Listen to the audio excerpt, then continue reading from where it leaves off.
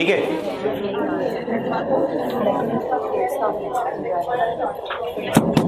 अस्सलाम वालेकुम।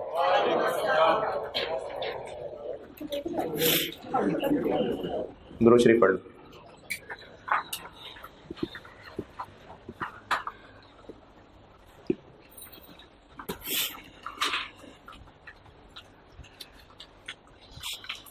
अच्छा, ऑनलाइन वालों के लिए ये क्लास की ड्यूरेशन कम ही होगी क्योंकि यहाँ बैठे बच्चों का होमवर्क चेक हो रहा था। अच्छा, ये जो 10-15 मिनट अभी इस काम में लग गए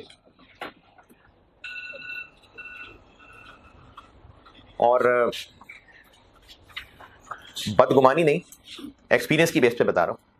आप में कुछ ऐसे काबिल बच्चे भी होंगे जिन्होंने सोल्यूशन देख के कॉपी करके रजिस्टर पे एज इट इज लिखा होगा और क्योंकि सर ने होमवर्क कहा था करना है और क्लास में नहीं आने देंगे तो उन्होंने वो लिख के दिखा दिया टीए को। ऐसे भी होंगे बीच में, है ना? नहीं होंगे निकल पाऊंगा।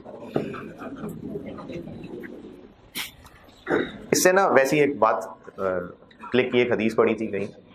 मफहूम ये है उसका कि जो नमाज होती है, नमाज पढ़ तो ली, जिसने पढ़ ली उसको नमाज ना पढ़ने का गुनाह तो नहीं मिलेगा, वो तो बच गया, लेकिन उस नमाज से जो फायदे आने थे वो सबको बराबर नहीं मिलेंगे। यानी एक हदीस का मफहूम है कि नमाज पढ़ी और कोई ऐसा नमाजी होगा जिसको उसकी नमाज का 10वां हिस्सा सवाब मिलेगा बस, तो जस्ट 10%, या किसी को छठा हिस्सा या 5वां हिस्सा या पूरा हिस्सा, ये इखलास पे डिपेंड कर रहा है। अब जो बस ऐसी टकरे मार के चला गया तो उसने हाजिरी लगवा ली, बेनिफिट्स उस तरह से नहीं मिल सके। अभी ये जब होमवर्क चेक कर रहे थे ना, मेरे जहन में ये बात आई। अब आप में से जिन लोगों ने ये सोल्यूशन बस कॉपी कर दिए तो ठीक है, बैठे रहे क्लास के अंदर, लेकिन जो होमवर्क करने से फायदा आना था वो नहीं मिलेगा आपको। मेरी पढ़ाई का प्लान उसका हिस्सा है बेटा होमवर्क। अगर आप होमवर्क नहीं कर रहे, सिर्फ क्लास में ही सवाल हो रहे हैं, तो वो तो मैं कर रहा हूं सवाल, आप थोड़ी कर रहे हैं। कल जो सवाल हम बोर्ड पे कर रहे थे इसको पूरा करेंगे, एक और सवाल इंशाल्लाह कोशिश करूंगा, तो ये तो मैं कर रहा हूं, आप तो नहीं कर रहे ये सवाल। तो आपकी मेहनत तो है ही, वो आपने जो सीखा उसकी प्रैक्टिस ही तब है, पता ही तब चलेगा जब होमवर्क वाले सवाल आप अटेम्प्ट कर रहे होंगे। तो जिन लोगों ने होमवर्क किया ही नहीं और किया तो बस सोल्यूशन देख के एज इट इज बस कॉपी पेस्ट कर लिया, यही वो बच्चे होंगे जो पेपर में फेल होने के बाद कहेंगे कॉस्ट बहुत मुश्किल है। मैं आपको ना फैक्ट्स बता रहा हूं, मैं ये नहीं कह रहा कि जिन लोगों ने होमवर्क नहीं किया वही मैं कह रहा हूं ये फेल हो जाए अल्लाह करे, मैंने ऐसा नहीं कहा। मैं आपको फैक्ट्स बता रहा हूं। अगर ट्रैफिक रूल्स में सीट बेल्ट बांधना रूल का हिस्सा है, हेलमेट बांधना रूल का हिस्सा है, तो वो इसलिए अगर वो उस पर चलान कर रहे हैं तो इसलिए थोड़ी है कि हेलमेट पहनने में बंदा अच्छा लग रहा है इसलिए उसको हेलमेट बनाया जा रहा है। अगर ट्रैफिक वाले अपने स्टैट्स बताएं कि जितनी भी एक्सीडेंट्स में डेथ्स हुई हैं उनमें से लेट से 99% लोग वो थे जिन्होंने हेलमेट नहीं पहना हुआ था, तो एक फैक्ट बताया ना, स्टैट शेयर किया है। तो ये जो बेटा क्लासेस में आप आके बैठ जाते हैं, पढ़ रहे होते हैं, पढ़ने की कोशिश चले कर रहे होते हैं, घर जाके पढ़ रहे हैं नहीं पढ़ रहे, होमवर्क कर रहे हैं नहीं कर रहे, टेस्ट दे रहे हैं नहीं दे रहे, ये सारी चीजें मिलके आपके पेपर पास करने में कंट्रीब्यूट करेंगी। सिर्फ क्लास में आके बैठ जाना, इस क्लास का हिस्सा बन जाना, कोई ऐसा फैज यहां जारी नहीं हो रहा कि मेरी बरकत से आप लोग पास हो जाएंगे, नहीं। आप क्लास में बैठना ये एक स्टेप है, घर जाके पढ़ना, रिवीजन करते रहना, होमवर्क करना, टेस्ट देना, चैप्टर खत्म होने के बाद पूरा चैप्टर फिर से रिवाइज करना, ये पूरा सिस्टम के स्टेप्स हैं। अगर आप ये नहीं कर रहे होंगे तो आप अपने पास होने के चांसेस खुद कम करते जा रहे हैं, अपने फेल होने के चांसेस खुद बढ़ाते जा रहे हैं, और उसके बाद कहेंगे क्या, वो कॉस्ट बड़ा मुश्किल है, भाई क्या पास नहीं करता, भाई क्यों पास नहीं करता, क्या शौक है उनको फेल करने का। तो ये होमवर्क बेटा बहुत जरूरी चीज है मेरे लिए, आपके लिए बहुत जरूरी चीज है। और जो लोग ऑनलाइन बैठे हुए हैं वो भी होमवर्क क्लास वर्क को बहुत इंपॉर्टेंट समझें। और ये जो यहाँ बैठे हुए लोग हैं, अगर ये होमवर्क नहीं करना चाहते, अगर उनको लगता है जी हमारी मर्जी है हम जैसे मर्जी पढ़ें, तो मेरे बच्चों ऑनलाइन में शिफ्ट हो जाओ। क्योंकि मुझे क्लासेस के अंदर मेरे सामने बैठे हुए लोग अगर ओबीडियंट लोग नजर आएंगे तो फिर मेरी एनर्जी डिफरेंट होगी, लेकिन अगर मेरे सामने वो लोग बैठे हुए जिनको फर्क ही नहीं पड़ रहा कि मैं क्या कह रहा हूं, तो फिर मेरे से नहीं पढ़ाया जाएगा। अब मेरे पास ये रोज इतना टाइम नहीं है कि हम 15-15 मिनट, शुरू में स्पीड स्लो ही इसलिए रखी जाती है कि पहले सबकी फ्रिक्वेंसी मैच हो जाए, पहले समझ आनी शुरू हो जाए, कॉस्ट में कोई बात बन जाए, फिर आस्ता आस्ता थोड़ी सी पेस चेंज होगी। इसी पेस पे नहीं कोर्स खत्म होगा, ये पेस ने थोड़ा सा चेंज होना है, थोड़ा सा बेहतर होना है, क्योंकि आप भी तब बेहतर होने लग जाएंगे। ऐसा नहीं है कि क्योंकि अगर अभी से शुरू से मैं पेस शुरू तेज कर देता तो वहीं लड़खड़ा के गिर जाना था। तो पहले हाथ पांव जम जाए, आप लोग कॉस्ट में चलना शुरू हो जाए, फिर पेस ने चेंज होना है। मैं नहीं अफोर्ड कर सकता 15-15 मिनट होमवर्क चेक करना। और ये मेरे लिए ये कोई अच्छी बात नहीं है कि एक लड़की यहां पर बैठ के कुछ कह रही है फलाना रजिस्टर नहीं है, लड़का कह रहा है फलाना रजिस्टर नहीं है, क्लास में लोग हंस रहे हैं, ये अच्छी बात नहीं है यार।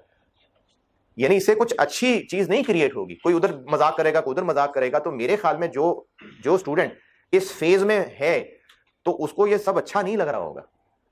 कि वो कोई रीज़न बताए और उसका रीज़न सब सुने, फिर सब उसका मजाक बनाए, ये कोई अच्छी फीलिंग तो नहीं है। तो इस फीलिंग से बचें, अवॉइड करें। आप होमवर्क कर आए, मैं बार बार बेटा नहीं कर सकता अफोर्ड 15-15 मिनट क्लास के अंदर, लेकिन होमवर्क मेरे लिए बहुत ज्यादा जरूरी है। अगर आप होमवर्क नहीं कर रहे तो फिर आप जो यहां से सीख के जा रहे थे वो आपने साथ सुराख कर दिया, सब लीक हुए जा रहा है, कुछ भी रिटेन नहीं हो रहा। कुछ ही अरसा लगेगा, ये सारा कुछ भूल चुके होंगे आप, और जब जनवरी में फरवरी में तैयारी करने बैठेंगे हाथ पांव फूले हुए होंगे, फिर आप कह रहे होंगे कॉस्ट तो बड़ी मुश्किल है। हालांकि अगर आप साथ साथ चल लें, मेरे ख्याल में वो बच्चे जो साथ साथ अभी तक चल रहे हैं, अभी तक सब स्मूथ चल रहा होगा। जो घर जाके नहीं पढ़ रहे उनको एनआरबी की कैलकुलेशन जिंदगी भर समझ नहीं आएगी। एक सवाल कल बीच में छोड़ा हुआ था, उसको पूरा कर लूं मैं जल्दी से, फिर मैं ये होमवर्क डिस्कस करता हूं। वर्किंग शुरू की हुई थी, वो वर्किंग्स मुझे बता दें दोबारा।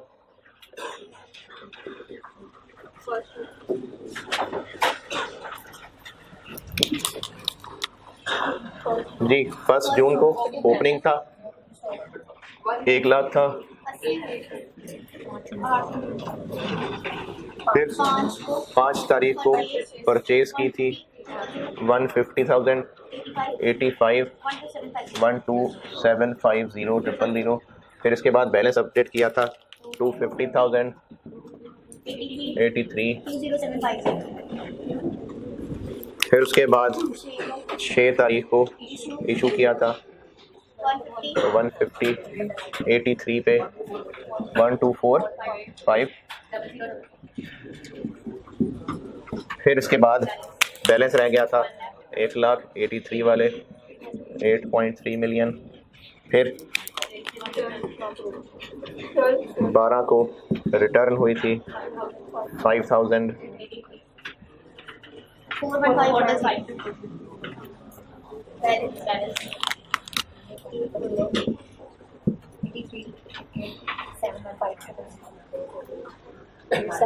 ये शो किसने चला दिया अभी?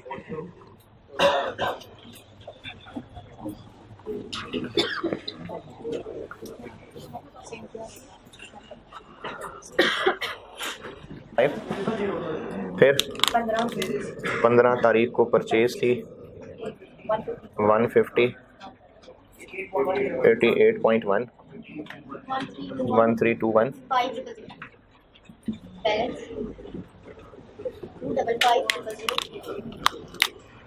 255,000, 86, 219, फिर क्या था? 17 सेल ऑफ 86,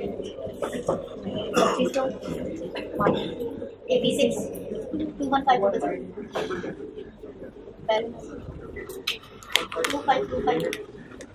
252, 500, 86, 21715, 000, फिर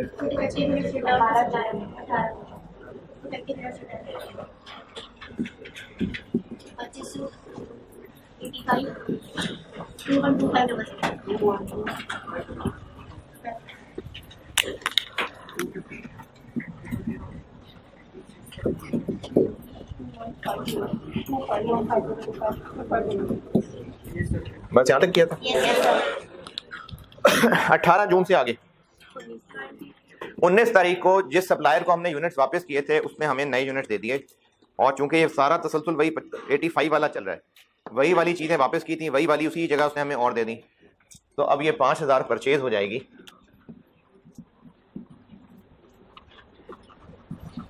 $85 में क्यों? क्योंकि वही वाली चीज़ें हैं। हाँ, अगर ऐसा होता कि वो कहता नहीं जी 85 नहीं, अभी 87 की हो गई हुई है, तो फिर यहाँ पर 87 आ जाता। रेट नहीं बताया तो यकीनन ये वही वाली चीजें हैं, तो 85 पे लिख लिया उनको। कितना? 425 255 2192 7500, और रेट हो गया 85.99। आगे 99 चल रहा है। जी जी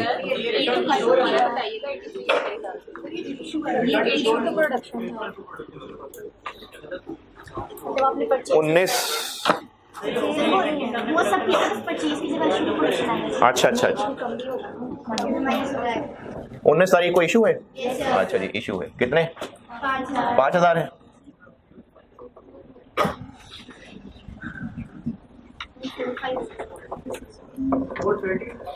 430 सर ये रिप्लेसमेंट जो है कब से 050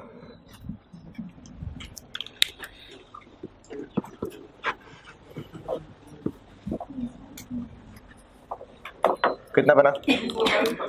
245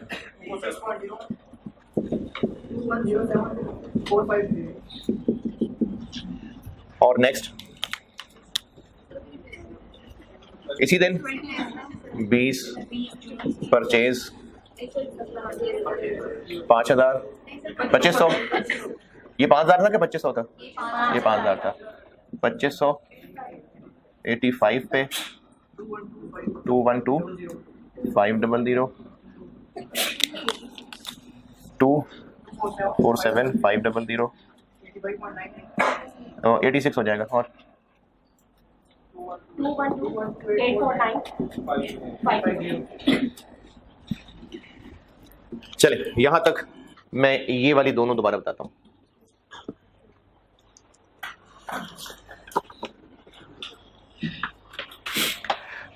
पॉइंट नंबर 9 तक रुका हुआ हूं मैं।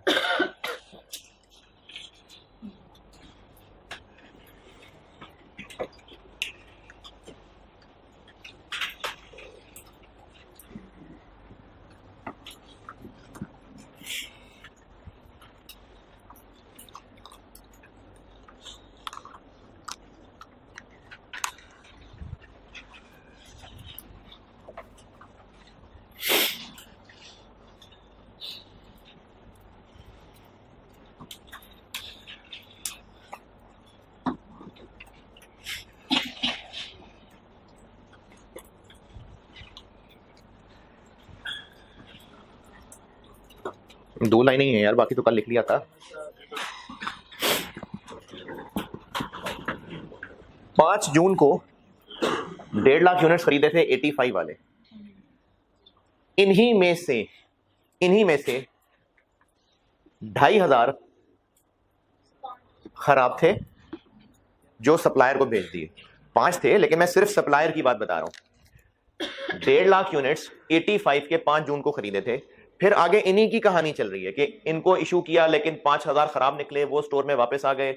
इनमें से आधे हमने कबाड़ियों को बेच दिए, बाकी आधे सप्लायर को वापस कर दिए। तो मैं सिर्फ सप्लायर वाली बात कर रहा हूं कि सप्लायर से 5 जून को 1.5 लाख यूनिट्स 85 के खरीदे थे और यही वाले 18 तारीख को सप्लायर को वापस कर दिए। तो किस रेट पे? वही 85 पे जो खरीदे थे। फिर सप्लायर ने उसकी जगह मजीद 2500 दे दिए ये, और ये 2500 चूंकि उसी ट्रांजैक्शन का कनेक्शन चल रहा है तो इसलिए 85। अगर ये 2500 मजीद किसी और रेट पे दिए होते तो फिर सवाल में बता देते, तो इसलिए यहां दोबारा 25 लिखा है, 85 लिखा है। ये 85 पे 1.5 लाख खरीदे थे, इन्हीं में से 2,500 वापस किए, अगेन 85, और उन्हीं 2.5 वापस किए की जगह और ले लिए, फिर वही 85। तो चूंकि ये उसी सप्लायर से वही वाली ट्रांजैक्शन का कॉन्टेक्स्ट चल रहा है, इसलिए तीनों लाइनों में 85 लिखा नजर आ रहा है। जब हम सप्लायर को कोई चीज खरीद के या उसको परचेज रिटर्न कर रहे हैं, ये हमारी उस सप्लायर के साथ एक ट्रांजैक्शन है। इस ट्रांजैक्शन में रेट कौन सा इस्तेमाल हो रहा होगा? खरीदते हुए भी और वापस करते हुए भी वही जो ओरिजिनली उस ट्रांजैक्शन का रेट था। लेकिन उसके अलावा स्टोर से निकाल के प्रोडक्शन में भेजना, वापस आ जाना, कल को दोबारा भेज देना, ये सारी हमारी इंटरनल चीजें हैं। हम जो प्रोडक्शन को मटेरियल भेज रहे हैं, वहां से वापस आ गया, चलो वापस आ गया, 10 दिन बाद दोबारा भेज रहे हैं, ये हमारी इंटरनल स्टोर से आउट्स हैं। इसके लिए जब पहले भेजा था स्टोर में तो क्या रेट लिया था? अब वही भेजी हुई वापस आ गई, 83 पे वापस कर ली। इस 83 की वजह से नहीं, इस 83 की वजह से स्टोर में भेजी थी, वापस आ गई। इससे पहले ना मैं एक बात दोबारा बता रहा हूं, ये एक एक्सटर्नल पार्टी है सप्लायर, जिससे 85 के यूनिट्स खरीदे थे और जब उसी को वापस किए तो फिर 85 ही के वापस किए, और उसी से उन्हीं के बदले 25 दोबारा लिए तो अगेन 85 आ गया। अब इस 85 को लेते हुए हम ये वाला रेट नहीं देख रहे, क्योंकि ये तो हमारा एक इंटरनल वैल्यूएशन का रेट है।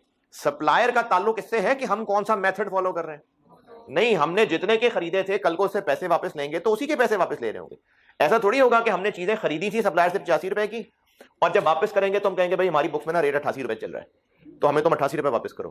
ठीक होगा, जितने की चीज खरीदी थी वो उसी के ऊपर ही हमें पैसे वापस करेगा। तो परचेज वाली बात फिर देख लें, 85 और 85 ही है, ये 85। लेकिन ये जो प्रोडक्शन को इशू किए थे 1.5 लाख 83 पे, क्यों 83 पे? क्योंकि उस वक्त थे ही 83। अब ये जब 10 दिन बाद दोबारा इशू किए तो अब 86.01 पे। क्यों? क्योंकि उस वक्त चल ये रहा है। अब इसमें ये नहीं देखना कि नहीं ये प्रोडक्शन वालों को उसी के बदले वापस दोबारा इशू किए जो वापस आए थे। भाई जब इशू किए थे उस दिन वाला रेट ले लिया, वापस आ गए वापस रख लिया, फिर 10 दिन बाद दोबारा इशू कर दिया तो कोई बात नहीं, दोबारा इशू कर दिया। इशू करते हुए इस कार्ड का मकसद ही यही है, ये हमारी इंटरनल चीजें हैं, यहां से उठा के प्रोडक्शन में भेज देना, जितना उस वक्त रेट चल रहा है उसी पे ही रिकॉर्ड करेंगे उसको। इसको इससे लिंक नहीं करना। ये 5000 प्रोडक्शन को हम दोबारा भेज रहे हैं, क्यों दोबारा भेज रहे हैं? क्योंकि पहले उसने वापस कर दिए थे। इस पे ये वाला रेट नहीं लगाना, क्योंकि सिंपल सी बात यह है कि हम स्टोर से निकाल के प्रोडक्शन को इशू कर रहे हैं। जब ये इशू किए थे तो ये रेट था, अब ये इशू किया तो ये रेट चल रहा था। तो प्रोडक्शन को इशू करते हुए सिंपली हमने उस वक्त वाला रेट चलता हुआ लेना है। इसमें इतना सेंसिटिव क्यों था रेट? क्योंकि ये एक्सटर्नल पार्टी से रेट तय हुआ हुआ, उसको तो हम अपने वैल्यूएशन मेथड से नहीं घुमा फिरा रहे होंगे, ये तो ओरिजिनल कॉस्ट के ऊपर ही चीजें वापस कर रहे होंगे, इसलिए ये 85 ही लिखा हुआ। इसके बाद आगे 21 तारीख को इशू कर दिए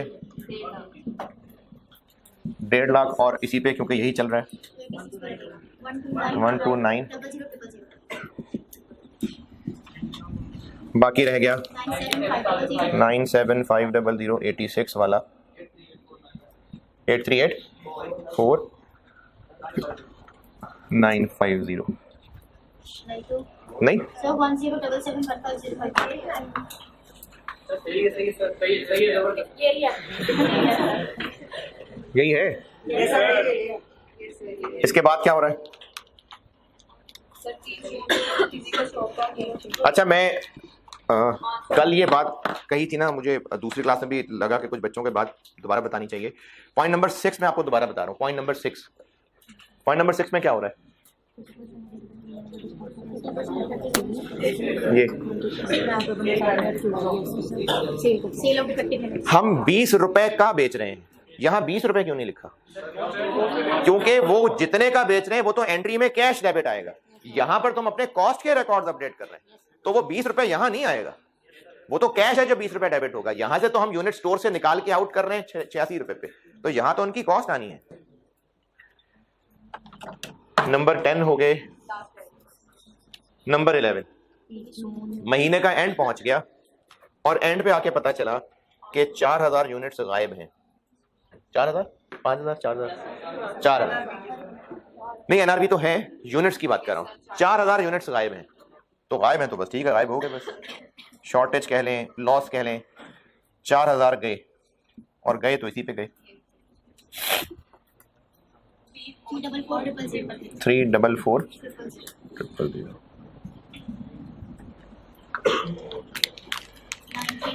93500 86 वाला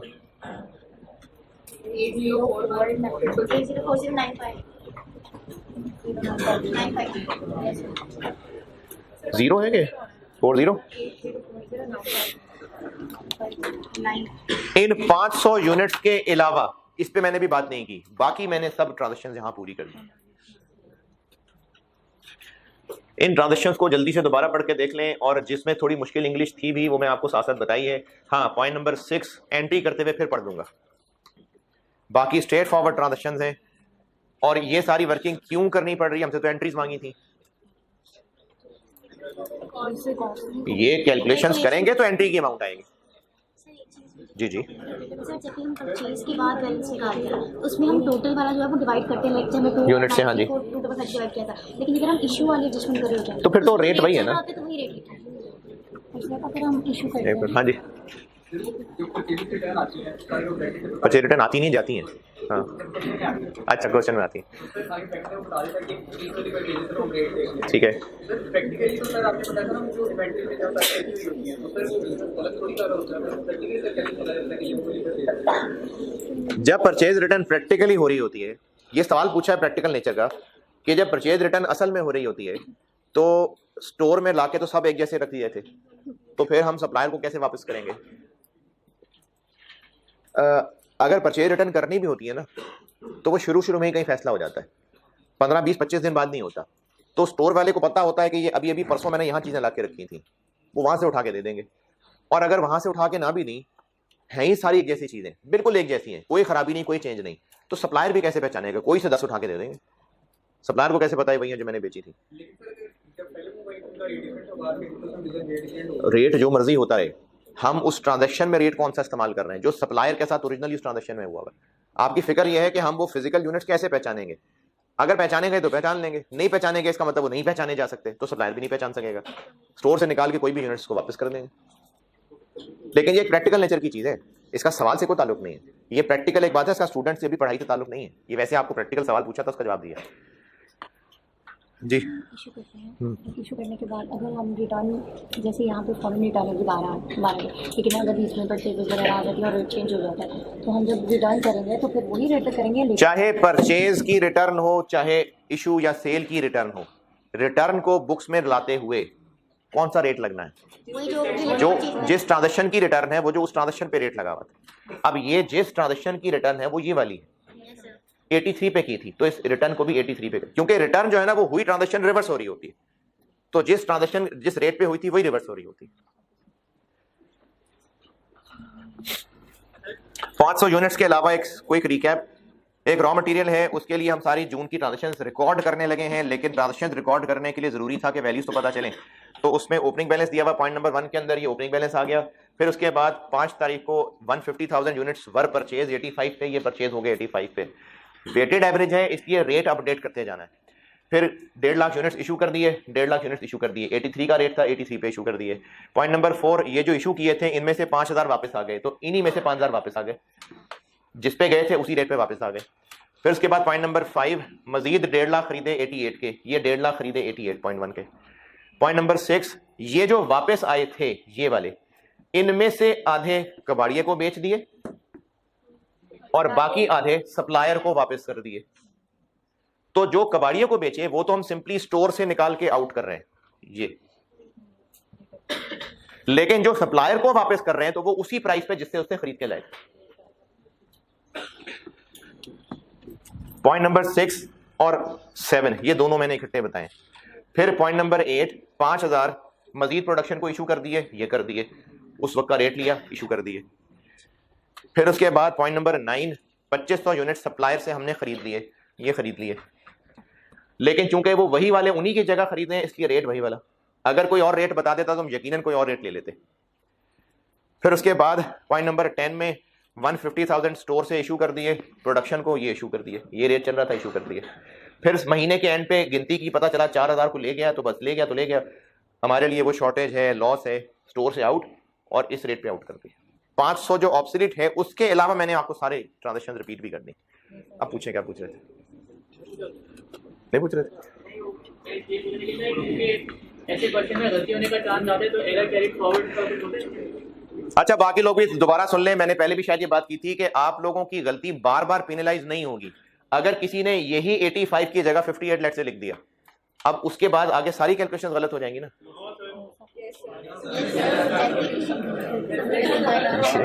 गलत ही होंगी और क्या, वो खुद ब खुद थोड़ी फिक्र कर लेंगी अपनी, लेकिन नंबर अगली लाइंस के नहीं कटेंगे बार बार, सिर्फ इस वाली लाइन के नंबर कट रहे होंगे। तो सिर्फ जो गलती जहां होती है उस गलती की कैलकुलेशन का जो नंबर है सिर्फ उसके नंबर कटते हैं। अब आगे जब वो गलत फिगर कंटिन्यू हो रही है तो आगे आप उसका इस्तेमाल तो सही कर रहे हैं ना, उनके नंबर नहीं कटेंगे, तो एक गलती बार बार पेनलाइज नहीं होती। इनमें बताएं जो पूछना है। चले, अब मैं डबल एंट्रीज मैं ज़बानी बोल रहा हूं, आप लिखते जाएं साथ साथ। 5 जून जी, क्या करने के लिए? हम कौन प्रैक्टिकल बात पूछ रहे हो? हाँ, तो प्रायोरिटी सवाल ये पूछा है कि हम स्टॉक क्लोजिंग निकालने के लिए, प्रैक्टिकल सवाल है कि स्टॉक निकालने के लिए इस कार्ड को प्रेफर करते हैं कि फिजिकल काउंट को। फिजिकल काउंट को, तभी तो 4000 का यहां पर लॉस मान लिया जी, क्योंकि असल चीज तो फिजिकल है ना। यहां तो रिकॉर्डिंग करते गलती भी हो सकती थी, तो हमने उसी फिजिकल को प्रेफर किया, तभी तो 4000 को यहां रिकॉर्ड कर लिया। सरप्लस क्यों होगा? सरप्लस क्यों होगा? सरप्लस कैसे हो सकता है? बड़े यूनिट्स कैसे बढ़ सकते हैं? एंट्रीज बता रहा हूं।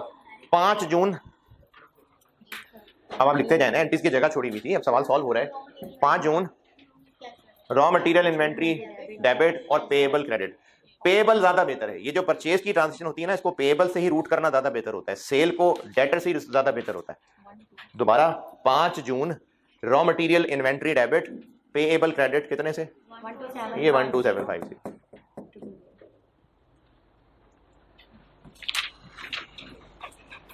पहली एंट्री रिपीट कर रहा हूं, 5 जून raw material inventory debit payable credit. अगर किसी का कैश क्रेडिट करने का दिल है तो कर ले, कोई बात नहीं। पेएबल क्रेडिट ये वाली अमाउंट। ये सारी मेहनत कर ली ना यहां, अब यहां से फिगर्स देख के एंट्री करनी है बस। पहली entry done. Yes sir. 6 June work in process. Production को इश्यू हो रहा है और मटेरियल का सवाल है, इसमें ये तो कहा नहीं कि डायरेक्ट इनडायरेक्ट है, डायरेक्ट ही होगा। अगर कोई डायरेक्ट इनडायरेक्ट में फर्क होता तो बता देते, तो ये डायरेक्ट ही होगा। तो ये इश्यू हो रहा है प्रोडक्शन को, तो work in process inventory debit raw material inventory credit. ये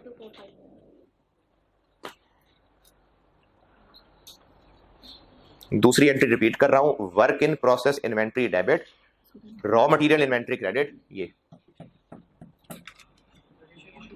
नरेशन इश्यू टू प्रोडक्शन।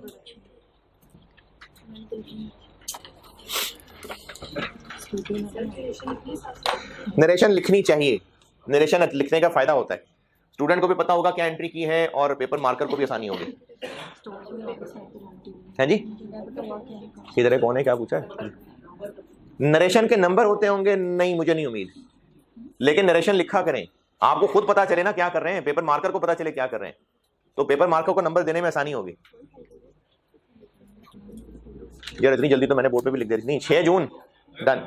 12 जून यही वाली रिवर्स हो जाएगी, यही रिवर्स हो जाएगी, यानी raw material inventory debit work in process inventory credit,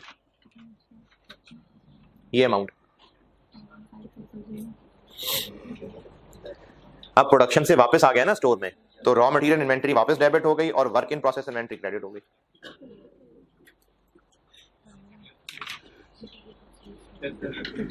15 जून raw material inventory debit payable credit.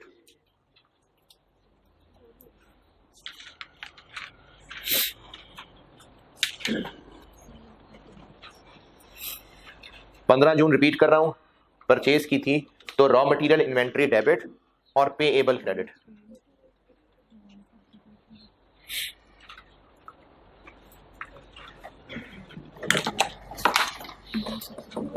पंद्रह जून डन। 17 जून इधर देखें, 17 जून को क्या हो रहा है, हम 2500 यूनिट्स कबाड़िए को बेच रहे हैं, तो कैश कितना मिल रहा है? 20 रुपए। तो 2500 यूनिट्स बेच रहे हैं, 20 का 1, ये हो गया कैश डेबिट 50,000, और रॉ मटेरियल से निकाल रहे हैं कितना? 215,000। और मैंने आपको कहा था कि ये जो यूनिट्स का खराब होना है ये बाय डिफॉल्ट नॉर्मल ही, क्योंकि वैसे नॉर्मल है या नहीं ये तो बिजनेस टू बिजनेस वेरी करेगा, ये तो देखना पड़ेगा वहां के हालात, वहां के इंटरनल कंट्रोल्स कैसे हैं। तो आपने इसको बाय डिफॉल्ट नॉर्मल ही समझना है। तो डेबिट किधर जाएगा? FOH control 16500। ये कल आपको जो एंट्रीज बताई थी ना, ये उनमें से एक थी। कैश डेबिट वाली बात कल मैंने ज़बानी बोली थी, ये अब सवाल में आ गई। क्या जी? रिसीवेबल? नहीं, ये प्रॉपर सेल थोड़ी है। मैंने कहा था प्रैक्टिस में सेल्स, परचेजेस, डेटर और क्रेडिटर से रूट हो रही होती है, ये तो ऐसी कबाड़ियों को बेच रहे हैं। जो नॉर्मल सेल्स परचेजेस होती है ना, वो पेबल रिसीवेबल से ही रूट होती है ताकि ट्रैक रहता है पूरा। 17 जून ओके। ये बात मैंने कल बताई थी कि चीजें खराब होना, जाया हो जाना, ये बिजनेस टू बिजनेस वेरी करेगा कि ये नॉर्मल था या एबनॉर्मल था। तो आप इसको नॉर्मल ही समझिए, और बेहतर होगा कि नोट भी लिख दें कि हम अज्यूम कर रहे हैं कि ये नॉर्मल लॉस था। तो फिर ये जो डिफरेंस है ये एफएच कंट्रोल को जाएगा। जी, कॉस्ट ऑफ सेल्स, यार हम रॉ मटेरियल पढ़ रहे हैं, कॉस्ट ऑफ सेल्स कहां से आ गई?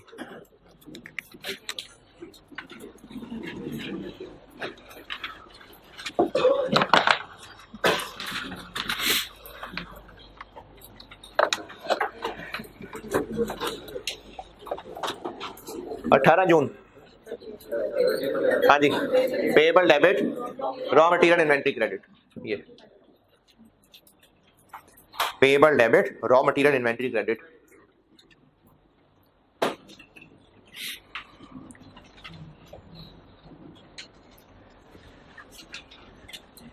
हाँ जी डन। 19 जून प्रोडक्शन को इशू हो रही है, work in process inventory debit, raw material inventory credit. ये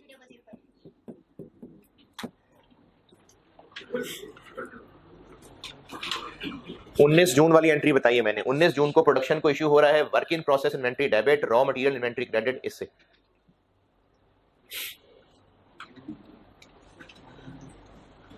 20 जून परचेजेस आ रही हैं, raw material inventory debit, payable credit. ये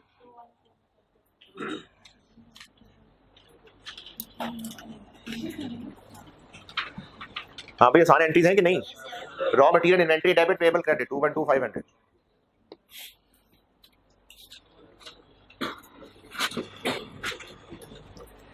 इक्कीस जून को क्या हो रहा है? Work in process inventory debit, raw material inventory credit. देखें एंट्रीज वही रिपीट हो रही हैं बार बार, असल मेहनत ये सारी कैलकुलेशंस की है। 21 जून दोबारा सुन लें, work in process inventory debit, raw material inventory credit.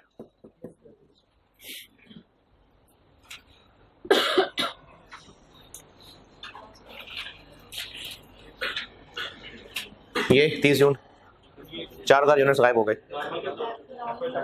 Normal क्या है? Normal, normal by default normal, unless कि आपको पढ़ के बहुत क्लियरली पता चल रहा हो। मैंने देखें आपको कल मिसाल बताई थी कि किसी इलाके में, किसी एरिया में, किसी कंपनी में चोरियां हो जाना बहुत नॉर्मल चीज होती होगी, तो उनके लिए ऑलरेडी एक्सपेक्टेड होता होगा। तो ये चोरियां हो जाना, अच्छा कोई इकट्ठे 4000 नहीं लेके होगा, ये कोई एक ही दिन 4000 डाका नहीं पड़ा होगा, ये रोज 5-5, 10-10 गायब होते होते तो एंड पे पता चला कि 4000 गायब है। तो ये बाय डिफॉल्ट नॉर्मल ही लेंगे इसको। क्या करें entry? FOH control debit, raw material inventory credit. वो मैंने नहीं बताया ना अभी, मैंने ये 4000 की बात की है जी।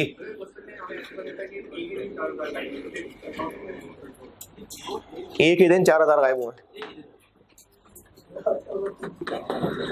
देखें अगर किसी ट्रांजैक्शन से बहुत क्लियरली पता चल रहा है, सवाल में लिखा मिलता है कि शॉर्ट सर्किट हो गया था, आग लग गई और 4000 यूनिट्स जल गए, तो इसको नॉर्मल माने एबनॉर्मल माने? एबनॉर्मल है। इसी तरह से 4000 एक ही दिन डाका पड़ा, डाकू 4000 यूनिट्स ले गए, एबनॉर्मल है। अगर इतना वाजे पता चल रहा है तो आप इसको बिल्कुल एबनॉर्मल माने, लेकिन अगर इतना वाजे रीजन नहीं है तो फिर बाय डिफॉल्ट नॉर्मल ही समझें। 30 जून डन। लास्ट काम, 500 यूनिट्स ऐसे हैं जो शेल्फ्स में कहीं नीचे दबे पड़े रहते, उसकी वजह से वो कुछ खराब से हो गए, पुराने हो गए, और उनकी एनआरवी 30 है, तो उनको राइट डाउन करना पड़ेगा। यूनिट्स ही निकाल देंगे? नहीं, यूनिट्स तो मौजूद हैं, लेकिन उन 500 यूनिट्स की कॉस्ट 86 है, एनआरवी 30 है, तो उनको राइट डाउन करना पड़ेगा। कितना? कितने से? 56 से।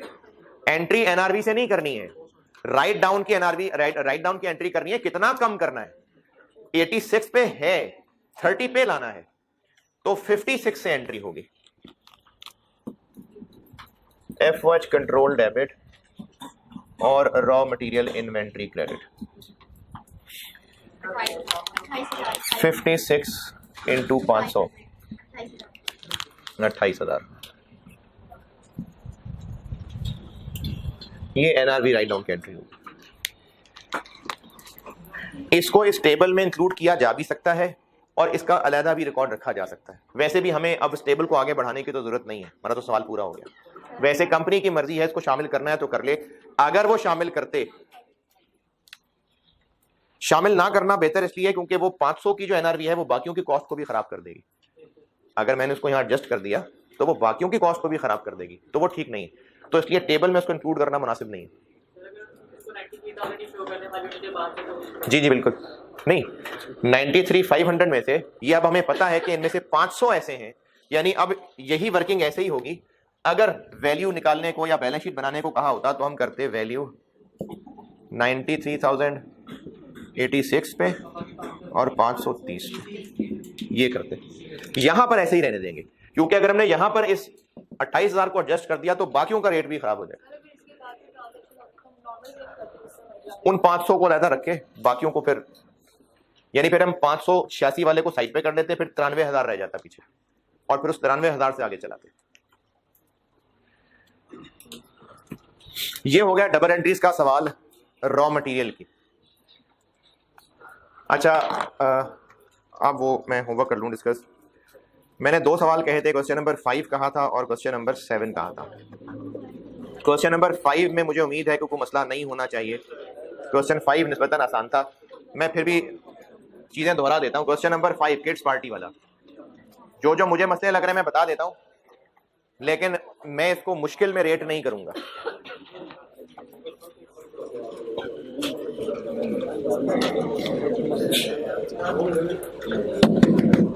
चार प्रोडक्ट्स हैं और चारों के यूनिट्स, कॉस्ट पर यूनिट और नॉर्मल सेलिंग प्राइस बताई हुई है।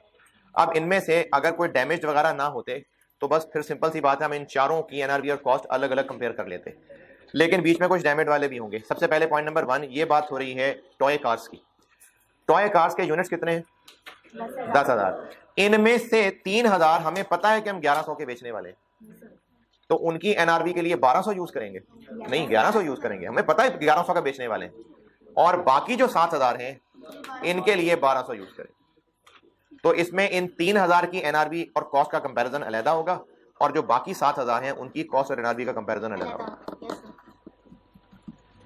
ये टॉय कार्स में जिन लोगों ने भी सवाल वाकई किया है और छापे नहीं मारे, वाकई किया है, टॉय कार्स में बताएं, कुछ पूछना है जी? एक्सक्लूड कहां से कर देंगे? इन्वेंट्री से? नहीं, अभी तो हमारे पास ही है वो चीजें, हमारी इन्वेंट्री है, अभी एक्सक्लूड क्यों कर देंगे? लेकिन हमें यह पता है कि 3,000 हमने 1100 की बेचनी है, 1200 की नहीं बेचनी। तो इनकी एनआरबी 1100, इनका कंपैरिजन कॉस्ट से अलग, और बाकियों का 1200। पॉइंट नंबर 2, इन 5,000 में से 1,000 बिल्कुल ही फारिग है और उनकी एनआरबी 0 है, नो स्क्रैप वैल्यू, 0 एनआरबी। और जो बाकी रह गए यानी 4,000, उनमें से 20% थोड़े से खराब है, 800, और वो कॉस्ट के 50% के बराबर, यानी 1800 का 50%, 900 रुपए के बिकेंगे। तो 1,000 की एनआरबी 0, 800 की एनआरबी नहीं सॉरी सेल प्राइस 900, और जो बाकी 3200 रह गए उनकी नॉर्मल 2700। तो मुझे पूछना है जी बताएं। देखिए, जब उसने कहा कि जो रिमेनिंग है उसका 20% 800 हो गया, इसकी बात है कि उसकी कॉस्ट का 50% ना, तो 800 का 50% नहीं मिला। 800 कॉस्ट नहीं है, नंबर ऑफ यूनिट्स हैं, कॉस्ट तो 1800 है। हाँ जी, डॉल हाउसेस जिन्होंने किया है, डॉल हाउसेस में कोई पॉइंट नहीं। फिर उसके बाद है स्टफ टॉयज। स्टफ टॉयज में थोड़े से एक डिफरेंट तरीके से बात ये की कि यूनिट्स बताने की बजाय टोटल अमाउंट बता दी। हाँ, तो 1200 से डिवाइड कर लें तो यूनिट्स पता चल जाएंगे। तो ये जो कितने बने, तो ये 350 यूनिट्स बिल्कुल ही फारिग हैं, और जो बाकी रह गए उनकी एनआरबी टोटल ही बता दी। चलो टोटल ही ठीक है, पर यूनिट करना है तो कर लें, बेशक टोटल भी चलेगी। तो इन 1850 यूनिट्स में से 350 यूनिट्स बिल्कुल फारिग हैं, और जो बाकी 1500 रह गए ये उनकी फिर आपको जो नॉर्मल सेल प्राइस है 1900, नहीं बिल्कुल ही फारिग नहीं है, सॉरी। देखें, जो 1850 में से 350 हैं वो ये 1,75,000 के बिकेंगे, तो इनकी एनआरबी ये 175 है, और जो बाकी 1500 रह जाएंगे ये फिर वही नॉर्मल 1900 के ही बिकेंगे। Stuff toys Yes, sir. और जो मिनियन के कॉस्ट्यूम्स हैं ये सारे के सारे ही खराब हैं, और इनमें से कुछ को हम एज इट इज बेचना चाहें तो वो भी ठीक है या नहीं, कैसे फैसला करें, क्या करें? जो 60% हैं, 60% अगर हम उनको ठीक करके बेचते हैं तो 1600 के बिकेंगे, लेकिन 200 खर्च करके 1400, और अगर उनको ठीक किए बगैर बेच दें तो 1350, तो फिर हम 1400 लेंगे। ये आपको बताया था कि अगर एक से ज़्यादा तरीके अवेलेबल हैं तो हमने उसमें से हायर वाला तरीका लेना है। तो ये जो सारे ख़राब हैं इनमें से 60% 1400 NRV वाले, और जो बाकी रह जाएंगे वो 1350 NRV वाले। ये क्वेश्चन 5 में जी नहीं, उनका सौदा नहीं हुआ है। उसने कहा भी 3000 यूनिट्स बेच दो मुझे, वो आके चुन के नहीं गया कि ये वाले 3000, उसने कहा 3000 यूनिट्स मुझे बेच दो। तो जब तक हम उसको नहीं बेचेंगे तब तक वो हमारी इन्वेंट्री है। अच्छा, सवाल ये पूछ रहा हूँ ऑनलाइन वालों के लिए, सवाल दोहरा रहा हूँ कि पॉइंट नंबर 1 में लिखा हुआ है कि 3000 टॉय कार्स का हमें सेल्स ऑर्डर आ गया है, तो क्या ये हमारी अब इन्वेंट्री नहीं रही? है इन्वेंट्री भाई, इन्वेंट्री है। जब तक कस्टमर को हम बेच नहीं देंगे तब तक ये हमारी ही इन्वेंट्री है। तो हमारी इन्वेंट्री है तो हमारी इन्वेंट्री की वैल्यूज में आएगी। ये क्वेश्चन नंबर 5 है। और क्वेश्चन नंबर 7 में एक ही पॉइंट इसमें ट्रिकी था और बाकी सारे फिर वैसे ही होंगे। ट्रांसपोर्टेशन वाला ये समझा देता हूं। क्या जी? नहीं, मैं आपको ट्रांसपोर्टेशन समझा देता हूं। यही इसमें एक मुश्किल पॉइंट था, बाकी जो सवाल सुपीरियर वाला था उस जैसी चीजें थी। ट्रांसपोर्टेशन समझा रहा हूं। ट्रांसपोर्टेशन के अलावा इसमें कुछ पूछना है तो पूछें जी।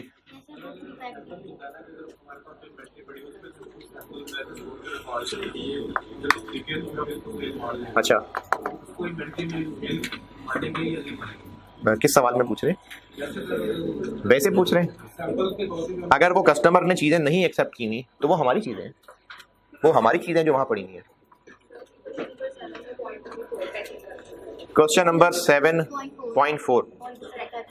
क्वेश्चन नंबर 7 में ट्रांसपोर्टेशन में समझाने लगा हूं बोर्ड पे, उसके अलावा बाकी चीजों में मसला है तो वो पूछ रहे हैं आप लोग। और चलें सारा ही बता रहा हूं। टोटल इनवॉइस वैल्यू बता दी, ये तकरीबन वैसा सही टेबल बना हुआ है जैसे क्लास में सुपीरियर किया था।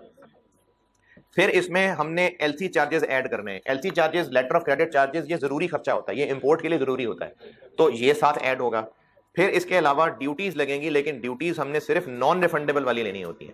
तो 23% ड्यूटीज का रेट जरूर है, लेकिन उनमें से हमने सिर्फ 60% लेनी है। तो इसलिए वैल्यू पे 23% ड्यूटी कैलकुलेट की, लेकिन उसमें से 40 रिफंडेबल है, तो हमें सिर्फ 60% लेना था, वो 60% कर लिया। फिर पैकिंग कॉस्ट। पैकिंग कॉस्ट के बारे में कहा हुआ है कि जब हम चीजें इंपोर्ट कर लेते हैं, अच्छा देखें, जब चीजें इंपोर्ट करते होंगे तो शायद कोई कार्टन के कार्टन आते होंगे, उनमें से निकाल के फिर हम एक एक यूनिट को पैक करके रखते जाते होंगे। तो वो जो एक एक यूनिट को पैक करके जाते रखते होंगे, ये वो पैक वो नहीं है कि कस्टमर को शॉपर में डाल के चीजें दे रहे हैं। जब लिखा हुआ है कि all goods are repacked after import, तो इसका मतलब है कि उनके कार्टन से उन चीजों को निकाल के फिर एक एक यूनिट को पैक करके, उसका कोई कवर होता होगा, कोई गत्ता होता होगा, कोई ना कुछ लेमिनेशन करते होंगे, वो करके फिर हर यूनिट को स्टोर में रखा जाता है। तो ये फिर प्रोडक्ट का हिस्सा ही होगा ना, तो ये इसीलिए इसकी कॉस्ट में ऐड हो जाएगा जी। नहीं, वो एनआरबी में वो चीजें आती हैं जो भी खर्चा होना होता है। ये इंपोर्ट करके स्टोर में आ चुके तो हो गए होंगे ना पैक, तो जो खर्चा हो चुका वो एनआरबी में नहीं होता, वो तो कॉस्ट का हिस्सा बनेगा जी। ट्रांसपोर्टेशन के अलावा कोई और कॉस्ट का हिस्सा तो वो बनेगा। हाँ, तो हम इंपोर्ट करके नहीं, कॉस्ट में वो सारे चीजें शामिल होती हैं जो इन्वेंट्री स्टोर में पड़ी हुई है, वहां तक उस हालत में लाने के लिए जो खर्चा किया था। तो हम अगर डब्बे खोल के फिर इनको एक एक पैक करके रखते हैं तो ये इस प्रोडक्ट का हिस्सा है। लेकिन मैं वो सिर्फ जो आपने कहा ना कि पूरा एक कार्टन में आते हैं, तो उसमें ऐसा कुछ डिफरेंट है, तो फिर रीपैकिंग की कॉस्ट को तो नहीं काटते। मैंने इन्वेंट्री कॉस्ट आपको एक लिस्ट बना के दी थी, और उस लिस्ट में मैंने एक लाइन लिखी थी कि वो सारे जरूरी डायरेक्टली एट्रीब्यूटेबल खर्चे जो जरूरी हैं इन चीजों को bringing in its present condition and location, working condition नहीं, प्रेजेंट लोकेशन एंड कंडीशन। इसका मतलब है कि जो इन्वेंट्री हमने स्टोर में रख दी, वहां तक उस हालत में लाने के लिए जो खर्चा किया था, तो हम कार्टन्स खोलते हैं, यूनिट्स निकालते हैं और उन सबको एक एक अलग पैक करके तो स्टोर में रख देते हैं। तो ये स्टोर में रखने के लिए पैक करके एक एक को रख रहे हैं, तो ये उसकी कॉस्ट का हिस्सा बन रहा है ना, लिखा है तो all goods are repacked after import. तो उनको इंपोर्ट करके डब्बे खोल के एक एक को पैक करके फिर स्टोर में, यानी हमारे लिए वो स्टोर में रखने के काबिल ही चीज तब बन रही है जब डब्बे खोल के एक एक को पैक करके स्टोर में रख लें। ट्रांसपोर्टेशन के अलावा और कोई सवाल? ट्रांसपोर्टेशन समझ लें। इस ट्रांसपोर्टेशन में कुछ लोगों को यह मसला होगा कि उनको लगेगा शायद एक ही ट्रक में तीनों चीजें आ रही हैं, तो एक ही ट्रक में तीनों चीजें इकट्ठी नहीं आ रही हैं। दी ट्रांसपोर्टेशन चार्जेस आर 1500 पर ट्रिप, यानी ट्रक का एक फेरा 1500 का है। 20 units of alpha, 2 units of gamma, और ये और उर्दू में लिखा हुआ है, इंग्लिश में लिखा हुआ है, तो इंग्लिश वाला और उर्दू वाला और फर्क होता है। या तो एक ट्रक में ये अल्फा, गैमा और बीटा सब इकट्ठे नहीं आने, इनमें से एक आ रहा होगा, और की वजह से ये बात पता चल रही है। तो हमें इन 1500 के ट्रिप को अल्फा ही के लिए इस्तेमाल करना है, या फिर जिस फेरे में गैमा आ रहे होंगे तो बस गैमा ही आ रहे होंगे, या फिर जिस फेरे में बीटा आ रहे होंगे तो फिर बीटा ही आ रहे होंगे। तो हमें इनको ट्रांसपोर्टेशन को कॉस्ट में जब ऐड करना होगा तो देखना पड़ेगा कि हमें कितने ट्रिप लगाने पड़ेंगे। अब देखें अल्फा के टोटल कितने यूनिट्स खरीद रहे हैं और एक वक्त में गाड़ी में कितने रखे जाते हैं, तो अगर इतने लाने हैं और एक दफा गाड़ी में 20 आएंगे तो हमें फिर इतनी दफा ट्रिप लगाने पड़ेंगे ना, और एक ट्रिप 1500 रुपए का कॉस्ट करता है। इसी तरह 50 यूनिट्स ला रहे हैं गैमा के, एक दफा गाड़ी में कितने रखे जाते हैं? 2, तो एक दफा 2 रखे जाते हैं तो फिर हमें 25 दफा गाड़ी का चक्कर लगाने पड़ेंगे, और एक चक्कर 1500 रुपए कॉस्ट करता है। और उसके 490 लाए हैं और एक वक्त में 15, तो फिर 490 लाने के लिए हमें 15-15 करके इतने चक्कर लगाने पड़े होंगे 1500। ये ऐसे ट्रांसपोर्टेशन कॉस्ट निकली।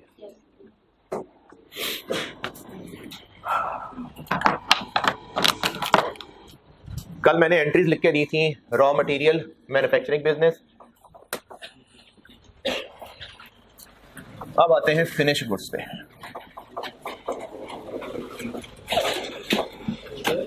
जी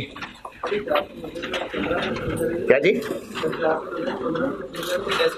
तो आप कैलकुलेटर को करने देना ये सारा, ये तो मैंने समझाने में कहा है कि this divided by this into 1500, आप कैलकुलेटर पे पूरा आने दें। अच्छा ये बाकी लोग भी सुने, ये बहुत सारे लोग इस तरह से सोचते भी नहीं होंगे, मैं आपको बता देता हूं।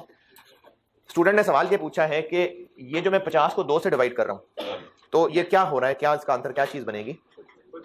25 क्या होगा? 25 पर यूनिट नहीं, 25 फेरे, 25 ट्रिप, ये 25 दफा चीजों को लाना पड़ेगा, एक दफा 1500 कॉस्ट करता है। 490 डिवाइड बाय 15 करें 32.67। अब 32.67 दफा ट्रक को कैसे लाएंगे भाई? तो हम 33 दफा ही लाएंगे, मतलब 32 दफा पूरा ले आएंगे और 33वीं दफा जो आधा आके रोकने पास आके हम खुद ही ले जाएंगे। तो नंबर ऑफ ट्रिप्स तो पूरे ही होंगे ना, लेकिन ये वैसे कहने में समझने में तो बात ठीक है, एग्जाम क्वेश्चन में इतनी बारीकियों में नहीं जा रहा होता एग्जामिनर। ये जो है ना कि हम इतने यूनिट्स, हम इतने ट्रक के फेरे कैसे, हम 32 पॉइंट में कैसे जा सकते हैं, वैसे कॉन्सेप्चुअली ठीक है बात, लेकिन फॉर एग्जाम पर्पसेस ये कोई इतनी टेंशन वाली बात नहीं। यानी आप इसका आंसर जो आ रहा है वो आने दें। हाँ अगर कोई स्टूडेंट इतनी गहराई में जाएगा, पहले तो मैं कहूंगा ना करें, मुश्किल में आ जाएगी जिंदगी आपकी। लेकिन अगर वो उसको कहेगा कि नहीं ये 32 पॉइंट समथिंग है तो हम इसको 33 मान रहे हैं, तो 33 इंटू 1500 तो ठीक होगा वो। लेकिन ये tension exam point of view से टेंशन नहीं लेनी आपने, जो आंसर आ रहा है बस उसको जाने दें जी। जी जी अच्छा, इसमें देखें FIFO मेथड था, तो हमें फिर ये देखना पड़ेगा कि जो क्लोजिंग स्टॉक है वो नए में से है या कोई पुराने में से भी बचा हुआ है। तो वो क्लोजिंग स्टॉक के यूनिट से पता चल रहा है ना। जैसे गैमा का क्लोजिंग स्टॉक के यूनिट्स कितने हैं? गैमा के क्लोजिंग के 80 है ना, तो गैमा के 100 पहले पड़े हुए थे, 50 बाद में और आए, यानी ये 2 तरह के ये वेरिएबल हैं रेट्स। तो अगर 80 स्टॉक में पड़े हुए हैं तो क्या वो सारे इसमें से हो सकते हैं? तो FIFO मेथड है, 50 इसमें से होंगे, 30 उसमें से होंगे। जी जी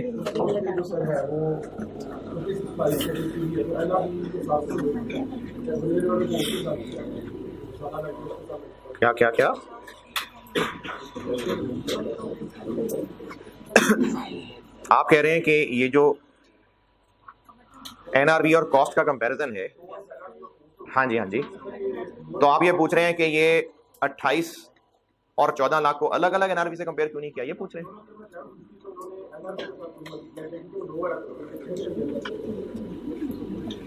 आप ये कह रहे हैं कि 50 यूनिट्स की कॉस्ट और एनआरवी को अलग कंपेयर करें और 30 को अलग कंपेयर करें, ये कह रहे हैं?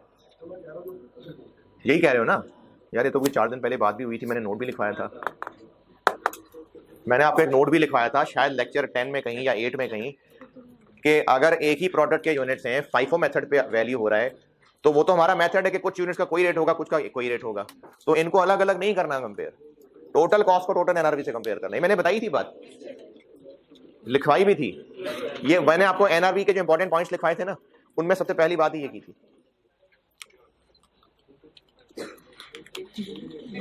ये मैंने समझाया हुआ है पूरा उस दिन, अगर आप नहीं थे तो वो लेक्चर किसी से नोट कर लें।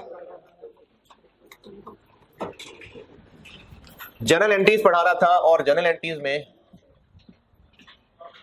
एक तो आपको ये बात कर दी थी कि परपेचुअल ही है, और फिर मैंने पहली हेडिंग दी थी कि हम किन की एंट्रीज पढ़ रहे थे।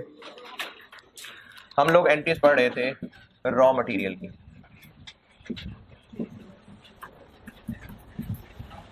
ये कल हेडिंग दी थी मैंने, उसकी एंट्रीज बताई थी। अब मैं आपको बताने लगा हूं फिनिश गुड्स इन्वेंट्री से रिलेटेड।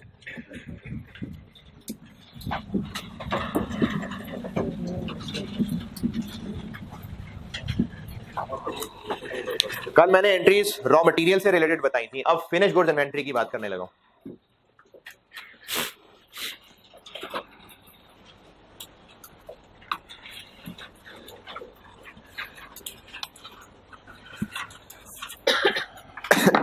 चाहे ट्रेडिंग बिजनेस हो चाहे मैन्युफैक्चरिंग बिजनेस हो, दोनों के लिए मैं यहीं पर बात कवर कर लेता हूं।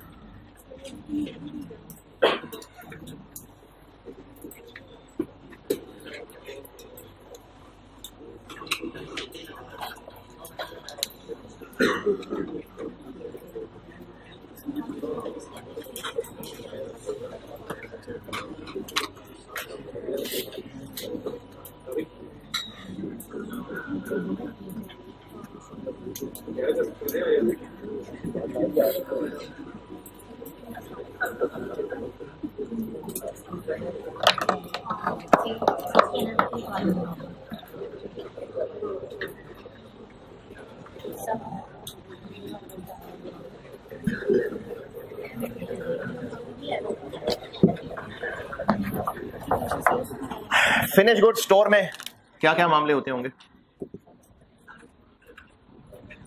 ये भी मैंने जब आपको पहले दिन नहीं, एक दिन फैक्ट्री की सारी मूवमेंट बताई थी, तो शुरू में कुछ ओपनिंग पड़ी होंगी, और कहां से आएंगी चीजें। अगर मैन्युफैक्चरिंग बिजनेस है तो प्रोड्यूस होके आएंगी, और अगर ट्रेडिंग बिजनेस है तो परचेज होके आएंगे, पहुंच गई स्टोर में, साल के एंड पे कुछ क्लोजिंग बची रह गई, और आउट क्या क्या होगा, सेल हो रही होगी। तो रॉ मटेरियल के स्टोर से प्रोडक्शन को इश्यू हो रहा था, फिनिश गुड्स के स्टोर से सेल हो रही होगी, ये फर्क पड़ जाएगा। तो पहली एंट्री कर लेते हैं कि अगर ट्रेडिंग बिजनेस है तो गुड्स खरीद रहे होंगे,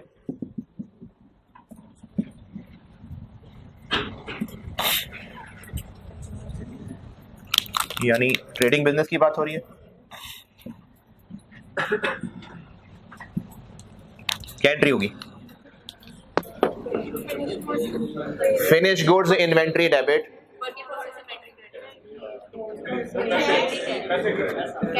फिनिश गुड्स इन्वेंट्री डेबिट, और कैश कर लें वो भी ठीक है, पेएबल कर लें वो भी ठीक है, बेहतर पेएबल है।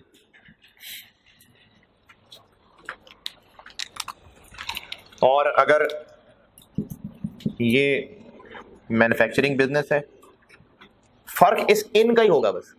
फिनिश गुड्स के स्टोर में जो गुड्स आ रही है ना, बस इनका फर्क है कि या तो वो खरीद के आ रही है या बन के आ रही है। तो खरीद के आ रही हैं तो इसका मतलब ट्रेडिंग बिजनेस की बात हो रही है, बन के आ रही है मतलब मैन्युफैक्चरिंग बिजनेस की बात हो रही है। तो कहां से बन के आ रही हैं, क्या थी वो इससे पहले?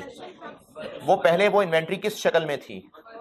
Work in process. तो अब वो बन के फिनिश गुड्स आ रही हैं तो क्या हो जाएगा? Finish goods inventory debit, work in process inventory credit.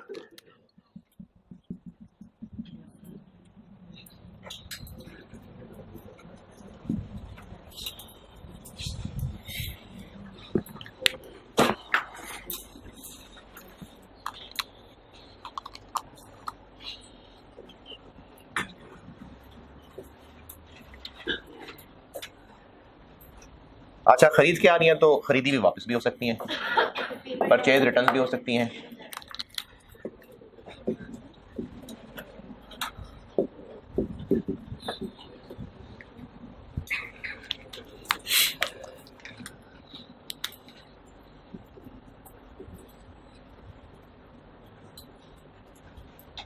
यही एंट्री रिवर्स हो जाएगी,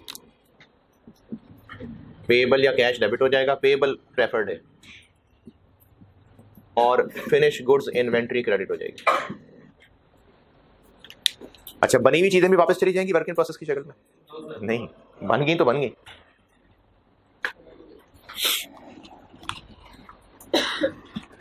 और क्या करें, फिनिश गुड्स का सेल कर दें तो फिनिश गुड्स सेल हो जाएंगे। अच्छा, अब वो चीजें चाहे मैन्युफैक्चर होके आई थी या खरीद के लाए थे, ये मसला सिर्फ इसका था। अब जब स्टोर में आ गई है ना, अब फर्क नहीं पड़ रहा कि मैन्युफैक्चरिंग बिजनेस है कि ट्रेडिंग बिजनेस है। तो अब मैं ये फर्क भी नहीं करूंगा कि मैन्युफैक्चरिंग के ट्रेडिंग, क्योंकि फिनिश गुड्स है। स्टोर में पहुंच गई, पहुंची कैसे, ये फर्क था। अब उस स्टोर में आने के बाद बस वो गुड्स है, वहां से आउट होंगी, यानी सेल्स होंगी, जाया हो सकती हैं, ड्राइंग्स हो सकती हैं, वो फर्क नहीं पड़ेगा मैन्युफैक्चरिंग और ट्रेडिंग में। ये फर्क मैंने सिर्फ इनमें रखा है बस। अब मैं दोबारा यहां मैन्युफैक्चरिंग ट्रेडिंग नहीं लिख रहा। क्यों? क्योंकि आप सेम है। तो सेल्स की entry cash debit sales credit, और ये तो होती है उस अमाउंट से जितने का बेच रहे हैं। कैश भी ठीक है, डेटर भी ठीक है। और फिर एक और एंट्री साथ होगी, कॉस्ट ऑफ सेल्स डेबिट और inventory credit, finish goods inventory credit.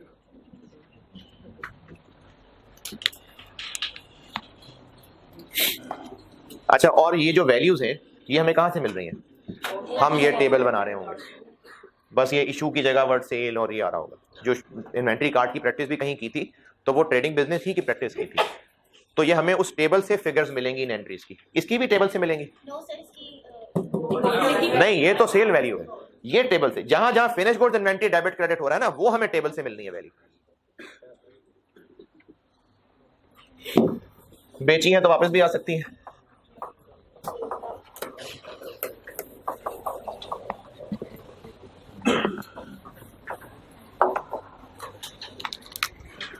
बेची हुई चीजें वापस भी आ सकती हैं।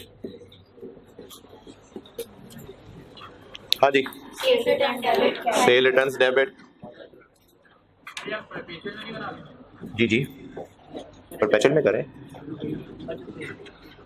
तो परपेचुअल या प्रोडक्ट का ताल्लुक तो ये इन्वेंट्री वाली आइटम से ना, सेल्स तो सेल्स है।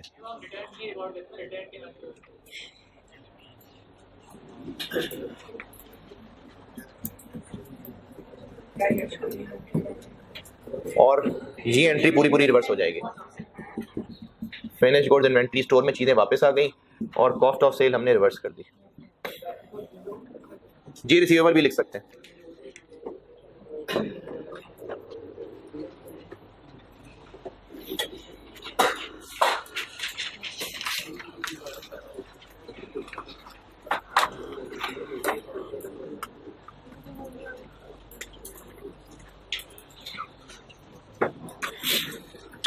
हाँ जी,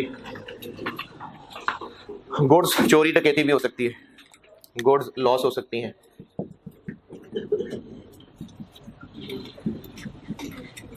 फॉर एग्जाम्पल शॉर्टेजेस हैं,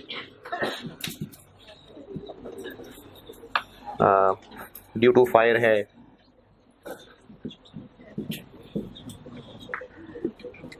हाँ जी, इसमें भी ना सेम बात है। हो सकता है ये नॉर्मल हो सकता है एबनॉर्मल हो। अगर नॉर्मल है तो ये कॉस्ट ऑफ सेल्स को ही चार्ज होगा। अब एफओएच कंट्रोल नहीं है बीच में। अगर नॉर्मल था ये जाया होना तो कॉस्ट ऑफ सेल्स को चार्ज होगा, और अगर एब नॉर्मल था तो फिर P&L को चार्ज होगा। P&L को चार्ज करने का मतलब है जीपी से नीचे आ रहा होगा फिर ये। और आपको अगर नहीं पता चल रहा कि नॉर्मल है कि एबनॉर्मल है तो आप गुड्स के बारे में नोट जरूर दे दीजिएगा। रॉ मटेरियल में भी यही कहा था वैसे, लेकिन गुड्स में भी जरूरी है। आप नोट दे दें कि हम इसको नॉर्मल मान रहे हैं तो कॉस्ट ऑफ सेल्स कह दें, एबनॉर्मल मान रहे हैं तो P&L कह दें। फिनिश गुड्स का बाय डिफॉल्ट एबनॉर्मल ही रखेंगे, क्योंकि फिनिश गुड्स बन गई अब स्टोर में, तो अब उनकी हैंडलिंग में वो मसाइल नहीं होंगे जो प्रोडक्शन वर्कर्स की मिस हैंडलिंग में होते थे।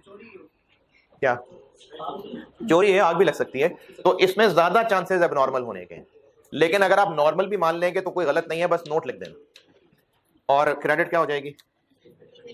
Finish goods inventory.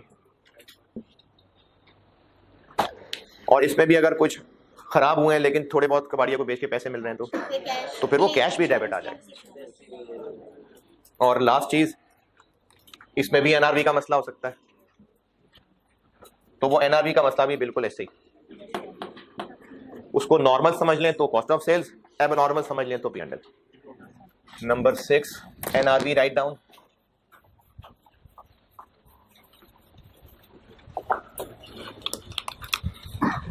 NRV write down at end of year. अच्छा, ये भी मैंने कल की थी बात कि इसकी जरूरत ही कब पड़ेगी? अगर एनआरवी कम है तो ही जरूरत पड़ेगी इसकी। तो ये भी सेम बात है, अगर इसको नॉर्मल मान लें, वैल्यू कम होना तो कॉस्ट ऑफ सेल्स में ले जाएं, और अगर एब नॉर्मल मान लें तो P&L में ले जाएं। और ये एंट्री किस अमाउंट से होगी? एनआरवी से, कॉस्ट से, जो डिफरेंस जो एनआरवी लॉस है उससे होगी एंट्री।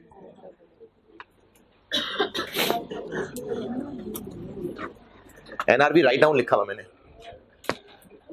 जो डिफरेंस है एनआरवी, कॉस्ट 1000 है, एनआरवी 800 है, तो 200 से है ये एंट्री। हैं जी, इसमें भी आप इसको नॉर्मल भी कह सकते हैं तो कॉस्ट ऑफ सेल्स ले लें, एबनॉर्मल भी कह सकते हैं तो आप P&L कह दें। एनआरवी के लिए बेहतर नॉर्मल ही है। नहीं, एनआरवी डाउन क्यों हो रही है? क्या पता वो चीजें जल के खराब हुई हैं इसलिए डाउन हो रही है। ये फिनिश गुड्स की एंट्रीज है। अच्छा, अब इसका एक सवाल दे रहा हूं होमवर्क, और एक मैं कल आपको क्लास में कराऊंगा, और कल इंशाल्लाह ये चैप्टर खत्म है, बहुत है। और इस पे अभी मैंने स्पीड वाकई स्लो रखी थी क्योंकि आप लोगों के हौसले तक संभालने ज़्यादा ज़रूरी थे। तो अगर अभी मैं उम्मीद रखूं कि थोड़ी सी कुछ सांस आया है तो अब अगले चैप्टर्स में इंशाल्लाह अब बेहतर हो जाएगा काम। मैं ये नहीं कह रहा कि स्पीड बहुत तेज़ कर दूंगा, आपको समझाने के लेवल पे रखूंगा, लेकिन अब आपके कॉन्फिडेंस लेवल में इसको एक्सेप्ट करने में बेहतरी आनी शुरू हो जाएगी। कल का दिन इस पर बहुत है, काफ़ी, ये चैप्टर बहुत हो गया, फिर मैं एफओएच वाला चैप्टर शुरू कराऊंगा। तो आपका होमवर्क है स्प्रिंग 21, ये होमवर्क है आपका। ये आपको देख के सवाल देख के लगेगा कि जो कल वाला सवाल किया था ना, शायद उसी को देख के सवाल दोबारा बनाया है। स्प्रिंग 21 अटेम्प्ट में क्वेश्चन नंबर 4 स्टैंडर्ड लिमिटेड के नाम से। होमवर्क दोबारा सुन लें। स्प्रिंग 2021 अटेम्प्ट है, स्प्रिंग अटेम्प्ट मार्च अटेम्प्ट को कहते हैं। इस अटेम्प्ट में क्वेश्चन नंबर 4 स्टैंडर्ड लिमिटेड के नाम से। ये जो कल सवाल रॉ मटेरियल वाला चल रहा था ना, कुछ कुछ देख के लग रहा है कि शायद उसको देख के ही कोई फिनिश गुड्स का सवाल बनाया हुआ है। रिक्वायरमेंट वही है, जनरल एंट्रीज करनी है, ये करके आइएगा। और अब रोज मैं नहीं अफोर्ड कर सकता होमवर्क चेक करने में 15-15 मिनट लगाना। ये सवाल कल करके आ रहे हैं आप। और कल भी जो मैं क्लास में कराऊंगा वो मैं पास्ट पेपर ही का सवाल कराऊंगा, ऑटम 21 का। बेशक उसका सोल्यूशन अभी नहीं आया लेकिन करवा दूंगा। ठीक है, अल्लाह हाफिज। हाँ जी।